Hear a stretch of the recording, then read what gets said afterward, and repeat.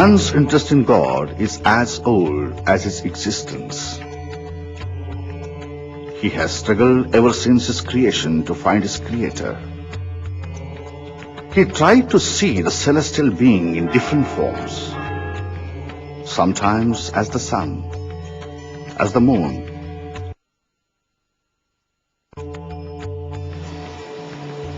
and sometimes as mighty river or lofty mountains or the earth itself. From the Neolithic age, 10,000 years ago, to the present times, the search has been ceaseless. And then doubts arose about the God's very existence.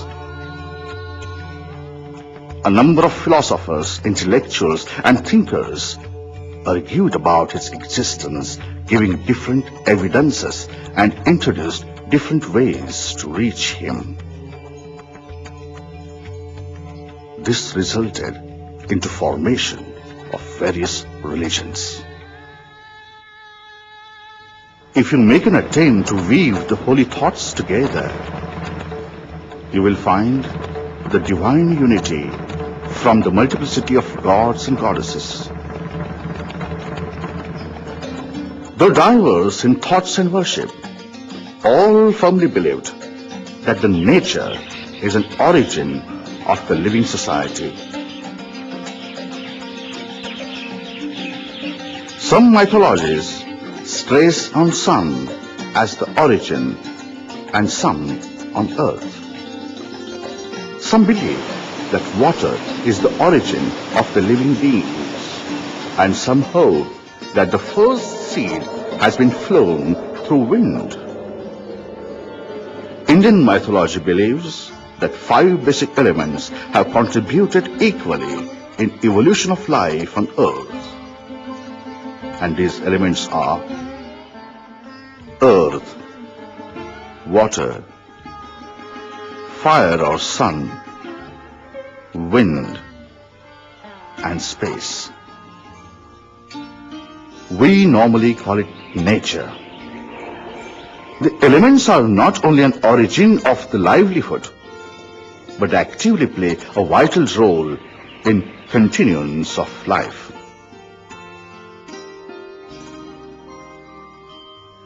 The nature gave birth to millions of creatures, right from a monocellular to a huge elephant, a fungus to a huge trees. But the nature showered its blessings exclusively on the human being with a gift of an intelligent brain and 5 senses to enjoy life.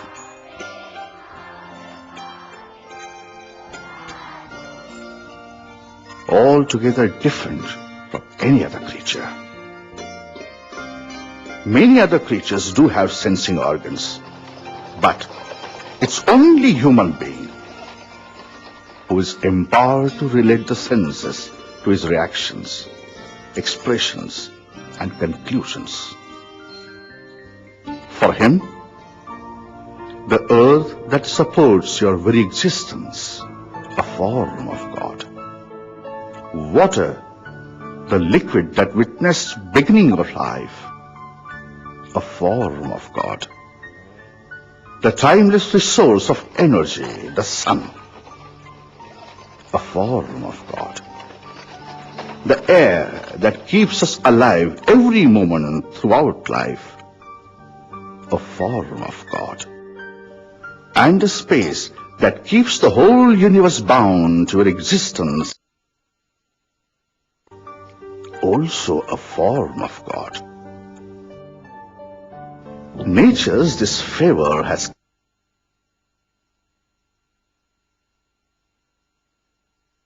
of life. In the Indian mythology, Vedas taught to bow down for these elements means worship of God. The superpower is nothing but the divine combination of the elements, the forms of God that are existing. Then why that endless journey to discover the God which nobody knows whether exists or not? Why do we intend to discover that superpower? For its blessings with the long and eternal existence of life? Or save from any disaster? Then why do we not understand that the real architect of life and the disaster is very existing amongst us? Yes, it is nature, the divine nature. The earth, the planet we live on, the Bhumi, there is support to our existence.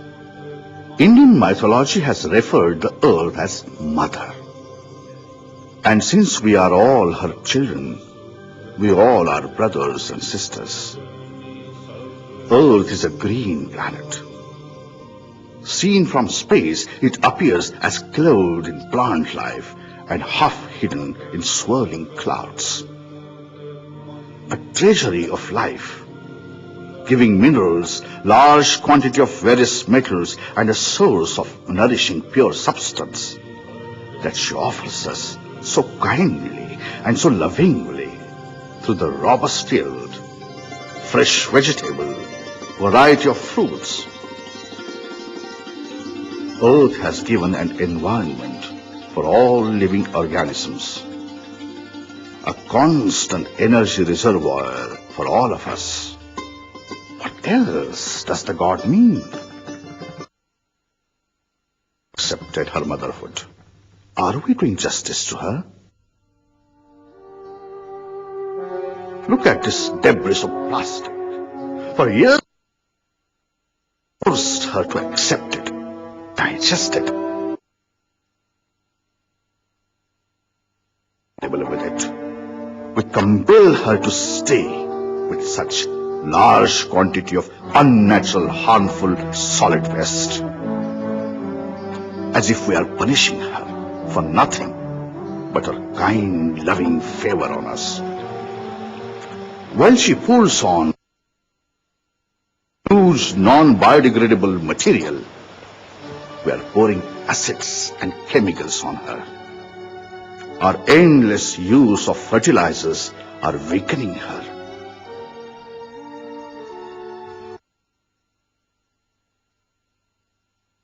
Hazardous material and then flush the dirty, domestic and industrial waste on her. This is the reward we are giving for her kindness.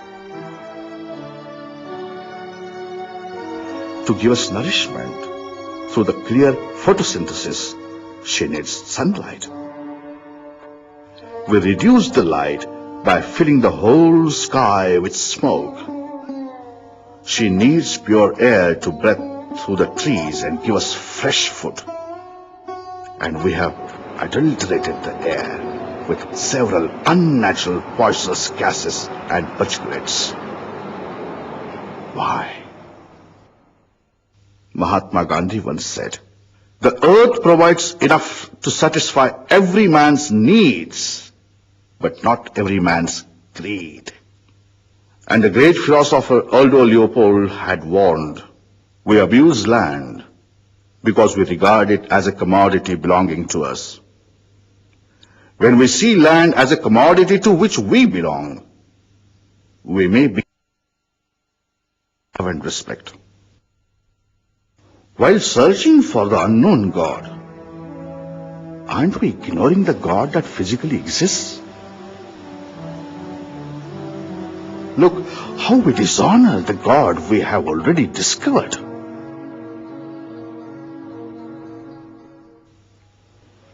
Water. There is no other comparison to water than life. Indian mythology has referred to it as Jala Sanjeevani, the thing that keeps alive. It is only water that has differed Earth from all the other planets. Indian mythology calls it Varun, Parjanya, in various ancient stories, emphasize true. The sun lights up the life. but it is water that keeps control on the temperature that sun emits. To save the earth from the sun's continuous heat and safeguard life, water accepts a lighter role to convert it into clouds and rains over the earth.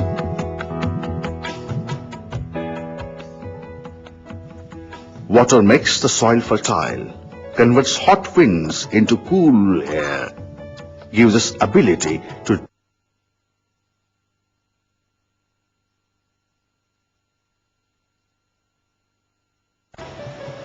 tell me, what else does the God mean? Are we doing justice to this divine God of the life? The prime and important thing we always forget is that the drinking water is a scarce commodity.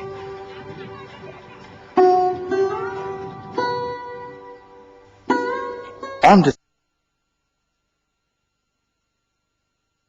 is occupied by water, still the drinking water is very, very short in supply.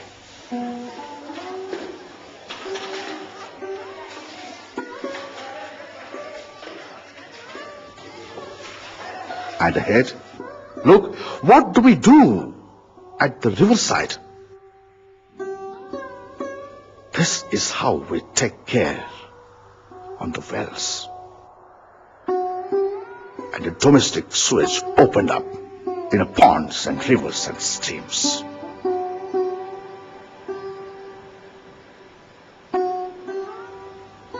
This is our industrial wastewater, full of harmful chemicals hazardous to any life.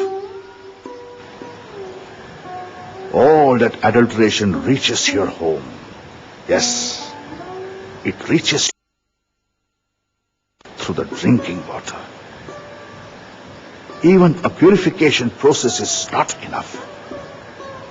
Full of poisonous chemical content and almost in a form of bacteria juice that carries several germs along, causing especially severe diseases to children and chronic disorders to adults.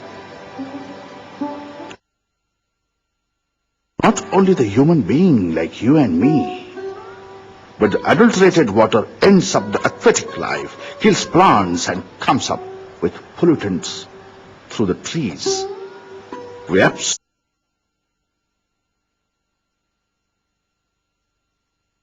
read in the school textbooks that when toxic substances enter lakes, streams, rivers, oceans and other water bodies, they get dissolved or lie suspended in water.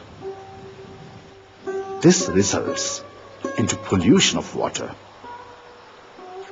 Do we ever remember this?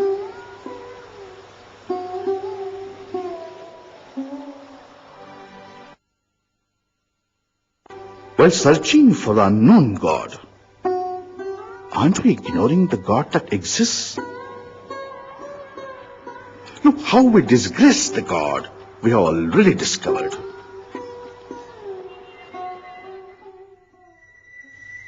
Sun. The sun is the one energy source that sustains and links all life.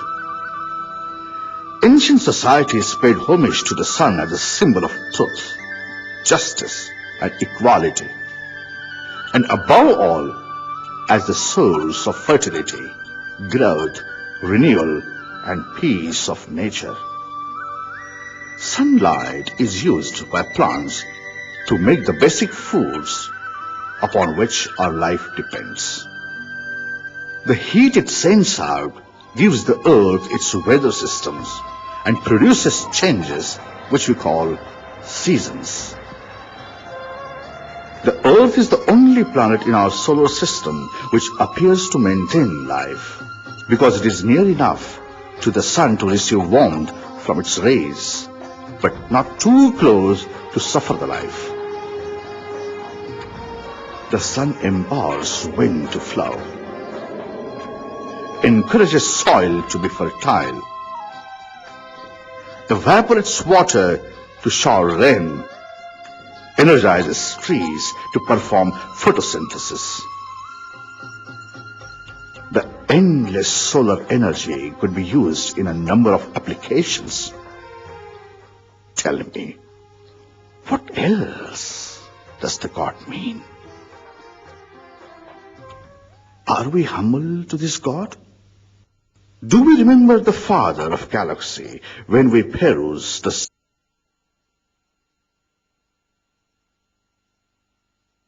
we know that we are causing imbalance of the sun's energy to the earth? Do we have any contribution?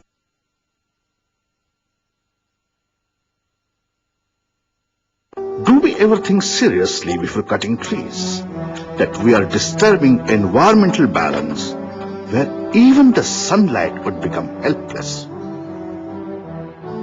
Look how it closes our eyes to the God we have already discovered.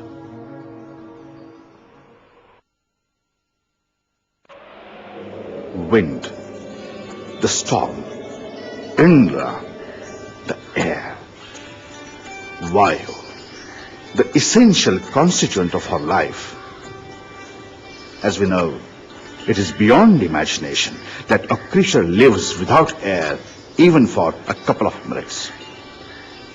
Not only those living on the earth, life needs air dissolved in water.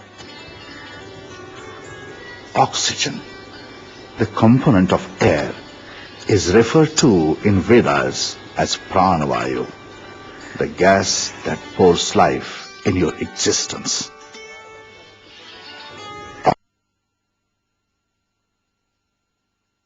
To your entire functioning, oxygen in water gives life to the aquatic creatures. Important component, carbon dioxide, the gas that vitally contributes in the to make their own food. There are few other life-saving gases present in the air. The pure air is that which contains all the natural gases at the specific natural percentages. The air that pumps life into our survival.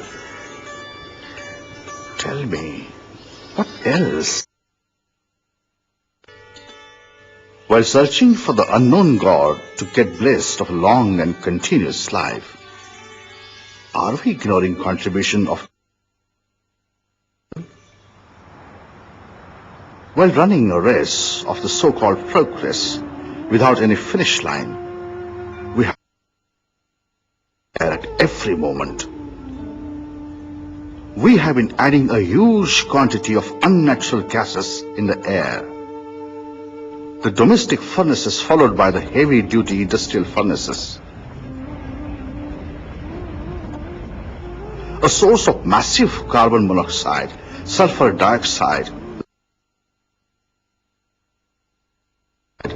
hydrocarbons, chlorine, and zinc fumes. A source of ample poison in the air.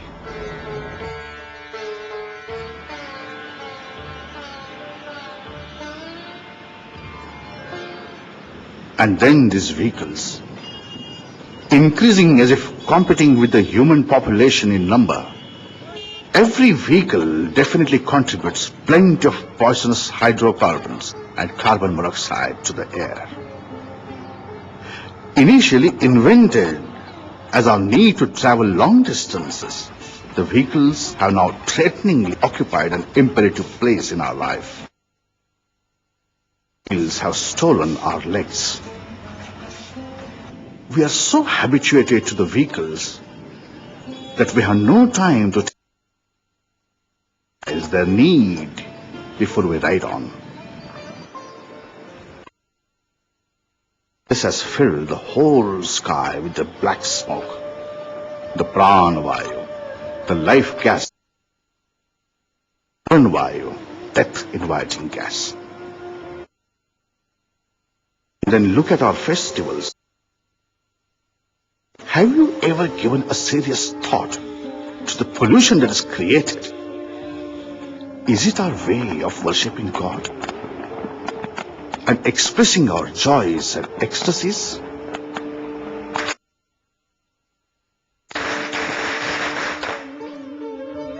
Another acid rain. The phenomenon occurs when sulfur dioxide and nitrogen oxides from the burning of fossil fuels such as petrol, diesel, combine with water vapor in the atmosphere and fall as rain, snow or fog. Are we not indeed inviting death by our own behavior while searching for the God with a prayer for life? Already reduced in number, the remaining few plants and trees are tired of purifying the air for us, have been showing chemical depositions on their leaves, and we expect them to give us sweet fruit. Look at this slaughter. These trees have been doing favor to us for thousands and thousands of years, and we cut it so mercilessly in a fraction of seconds. Whom to blame? The machine or the man behind? Look how we humiliate the God we have already discovered.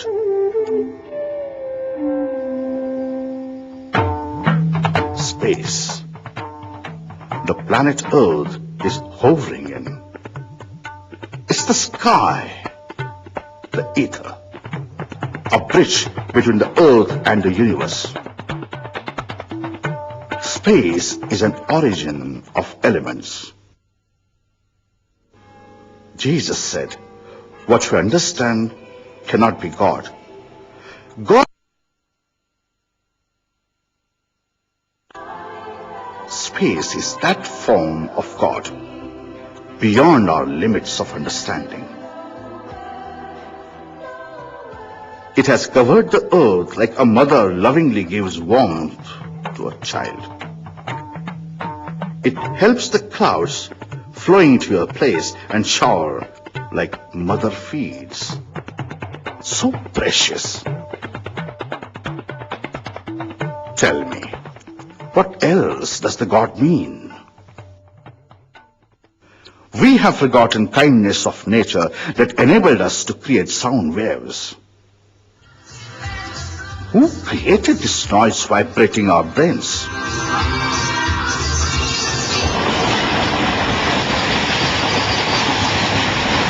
Who's making this chaos, making us unable to listen anything else?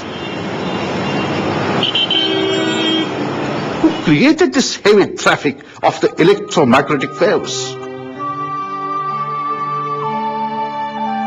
Look how the invisible radiation has attacked the innocent kids.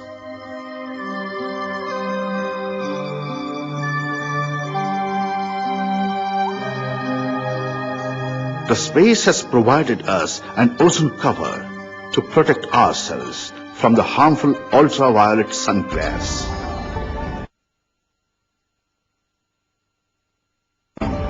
Through several production processes, we have torn that cover. The polar region appears to have a hole in the ozone layer. Look how we dishonor the God we have already discovered. Worldwide governments are struggling to cope with one of the most critical environmental conditions we are witnessing today. Global warming, depletion. Global warming due to the excess greenhouse gases being released into atmosphere.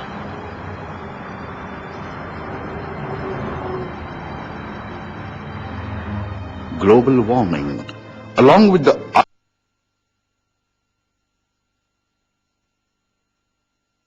erratic monsoon patterns in India, drought, and unusually hot summers in North America, and devastating floods in East Asia.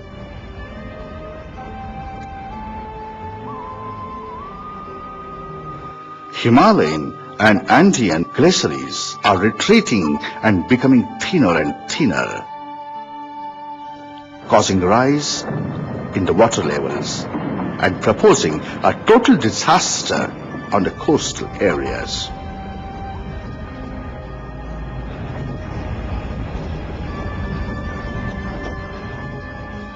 The weather has altered so dramatically and so fast that it is no longer only grandmothers who complain that no season is what it used to be. Search for unknown God will continue for an infinity. We will never be able to explain what we are searching for. May it be a Maulavi, or Pujari, or a priest, or Dharma Guru. All have unanimously admitted that nature is God. All have advised to worship nature. The moment we decide to honor nature, we will undoubtedly experience satisfaction of discovery of God. All this effort is to realize that we have already discovered God, and it's nothing but nature, the nature around us. To honor nature, let's stop, at least reduce the harm to nature, adulteration to nature, contamination of nature.